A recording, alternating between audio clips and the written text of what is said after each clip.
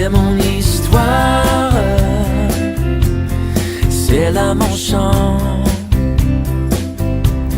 Louer mon sauveur le jour durant. C'est mon histoire, c'est là mon chant. Louer mon sauveur le jour durant.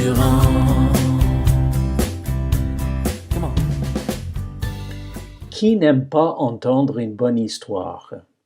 Beaucoup d'entre nous gardent des souvenirs d'histoires qu'on nous a racontées ou lues dans notre enfance. Tous les grands pédagogues connaissent la valeur d'une histoire pour illustrer un point important dans leur enseignement. Avez-vous remarqué que si nous aimons écouter les histoires, nous les aimons encore plus quand elles sont vraies? Faites le test. Écoutez la parole des enfants quand on leur raconte une belle histoire. Vous leur avez jamais entendu dire « Est-ce que c'est vrai? Cela a-t-il vraiment existé ?» D'ailleurs, il n'y a pas que les enfants qui préfèrent des vraies histoires. Pourquoi pensez-vous que les cinéastes, lorsqu'ils reprennent un événement réel, indiquent au début du film « basé sur des faits réels » ? C'est mon histoire, c'est là mon chant. Dans la Bible, les auteurs des 4 évangiles ont donné beaucoup de récits d'histoires réelles de personnes qui ont rencontré Jésus-Christ.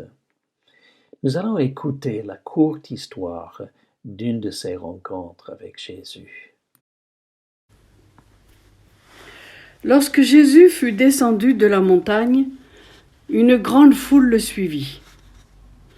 Alors un lépreux s'approcha, se prosterna devant lui et dit : « Seigneur, si tu le veux, tu peux me rendre pur. » Jésus tendit la main, le toucha et dit : « Je le veux, sois pur. » Aussitôt il fut purifié de sa lèpre.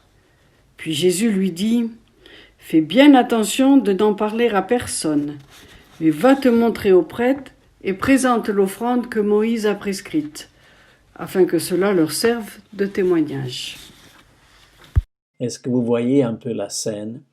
De nos jours où les distances sociales sont devenues de rigueur, nous pouvons facilement comprendre que la conduite de cet homme lépreux avait quelque chose de choquant, même à l'époque de Jésus.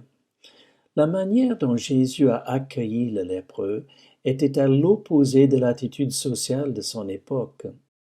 Le lépreux était un paria, contagieux et exclu.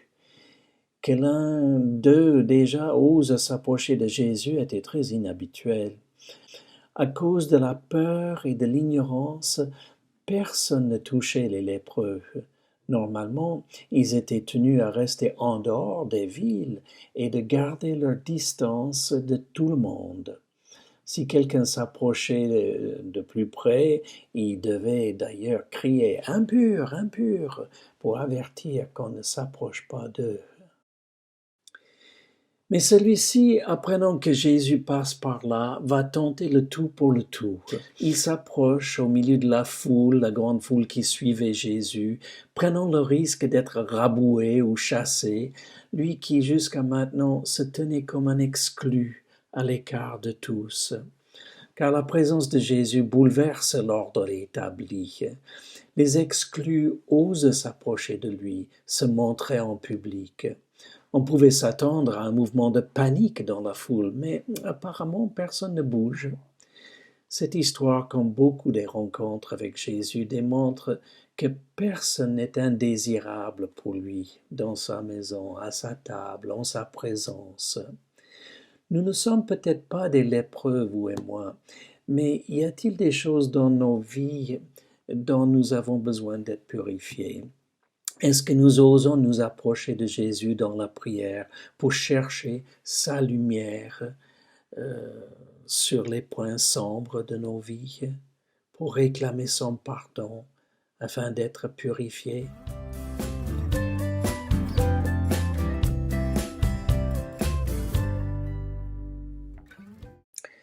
Votre situation vous paraît-elle peut-être impossible? J'ai ressenti ce désespoir dans des messages que plusieurs personnes m'ont envoyés suite aux vidéos précédentes. Pourtant, cette simple histoire nous montre que même les cas qui paraissent sans espoir peuvent être bouleversés par la puissance et grâce de Dieu en Jésus. Osons-nous, comme le lépreux, nous approcher de lui, quoi qu'en pensent les autres? Notons aussi l'humilité de cet homme. Oui, il avait de l'audace dans son grand désir d'être guéri, mais lorsqu'il s'approche de Jésus, ce n'est pas avec une demande exigeante, mais avec la simple phrase « Seigneur, si tu le veux, tu peux me rendre pur ». Apprenons de cet homme d'avoir assez de foi pour croire que celui que nous rencontrons dans la prière peut changer notre univers et osons humblement lui demander cela.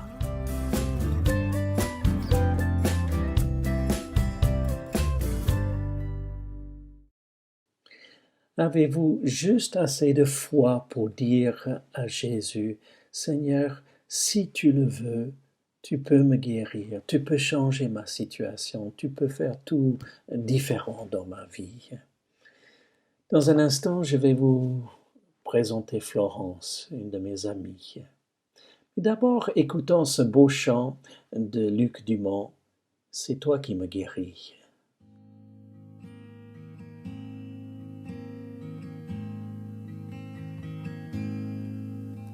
C'est toi Jésus qui me guéris. C'est toi Seigneur qui me rend fort. C'est toi Jésus qui me guéris. C'est toi Seigneur qui me rend fort. Tu es ma gloire, tu relèves ma tête, tu m'accompagnes dans la tempête.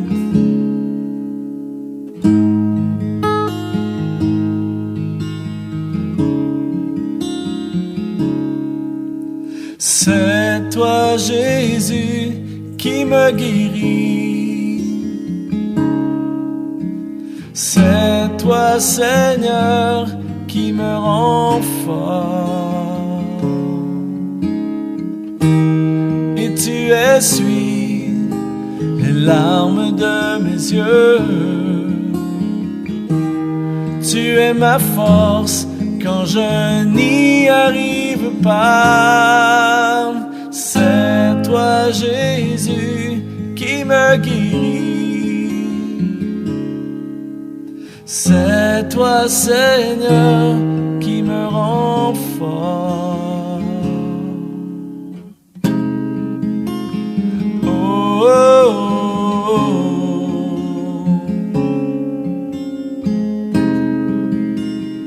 oh, oh.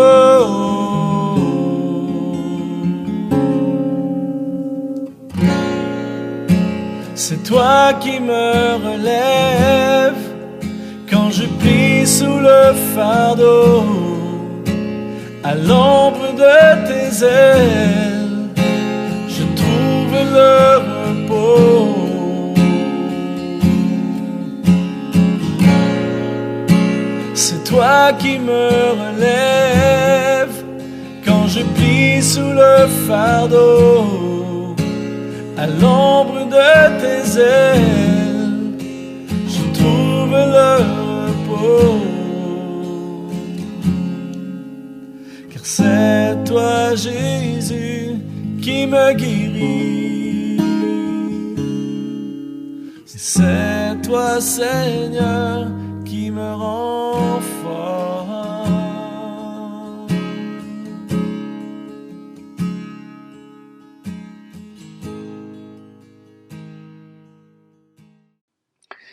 Merci à Luc Dumont pour ce magnifique chant, C'est toi qui me guéris, qui nous fait le rappel un peu de l'histoire du lépreux qui a été si magnifiquement guéri. Je vous ai promis de vous présenter mon amie Florence. J'ai demandé à Florence qu'elle réponde à une question pour nous. Quand et comment a-t-elle trouvé le Seigneur? Bonjour, je m'appelle Florence, j'ai 53 ans. J'ai ouvert la porte au Seigneur en 1986, j'avais alors 20 ans, après avoir suivi ma mère dans un groupe de prière du renouveau charismatique. Je ne savais pas trop où je mettais les pieds, mais je ressentais profondément que j'avais besoin de Dieu. Et j'ai accepté de lui laisser les rênes de ma vie. Et c'est pas une décision que j'ai été amenée à regretter. Il y a eu des moments assez sombres, 2 ans après cette conversion, quand mon père est décédé. Et là, je me suis vraiment fâchée contre Dieu. Mais lui, il s'est pas fâché contre moi. Il a toujours été là. Et ça, c'est quelque chose que je peux dire avec certitude, c'est que il a compris ma colère et qu'il l'a acceptée. Merci Florence. Ne partez pas tout de suite, j'ai encore une autre question pour toi. Est-ce que tu peux nous dire quelles sont les implications de ta foi dans ta vie de tous les jours? Aujourd'hui, je suis prof. Je crois que le Seigneur me garde tous les jours, s'occupe non seulement de moi, mais aussi de ma famille, et par extension aussi qu'il bénit les gens que j'approche. Il m'arrive souvent de porter certains de mes élèves dans la prière quand je sais qu'ils vivent des situations difficiles, et je sais que Dieu m'écoute et qu'il entend cette prière, parce que c'est pas une prière égoïste, c'est une prière pour les autres. J'ai été amenée à beaucoup lire la Bible, et aujourd'hui, quand je suis prédicatrice laïque de l'Évangile, je la partage avec beaucoup de plaisir, et j'utilise, je pense, les compétences que Dieu m'a données dans l'enseignement pour partager la Bible et pour aider des gens qui sont croyants à retrouver du courage, à retrouver de l'énergie, à retrouver la foi, à dépoussiérer un petit peu leurs croyances, de manière à avoir une foi plus solide et à être encouragés dans la parole, dans la lecture de cette parole de Jésus qui nous accompagne tous les jours et qui est vraiment, vraiment vivant. Merci Florence. Voilà, nous arrivons à la fin de cette vidéo, mais j'aimerais tout simplement vous rappeler avant de nous quitter que vous aussi, vous pouvez, comme le lépreux, oser vous approcher de Jésus dans la prière. Demandez-lui qu'il lave tout, qu'il pardonne tout ce qui n'est pas bon en vous, et ensuite qu'il vienne vous guérir, qu'il vienne changer toute chose, changer votre situation. Il peut le faire et il veut le faire. Et ensuite, vous vivrez, comme a dit Florence, sa présence avec vous tous les jours de votre vie, comme il l'a promis. Que Dieu vous bénisse. À bientôt. C'est là mon chant,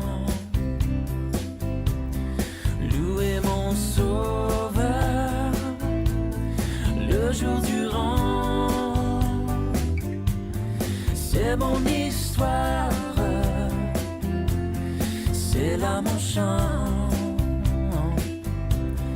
louer mon sauveur le jour durant.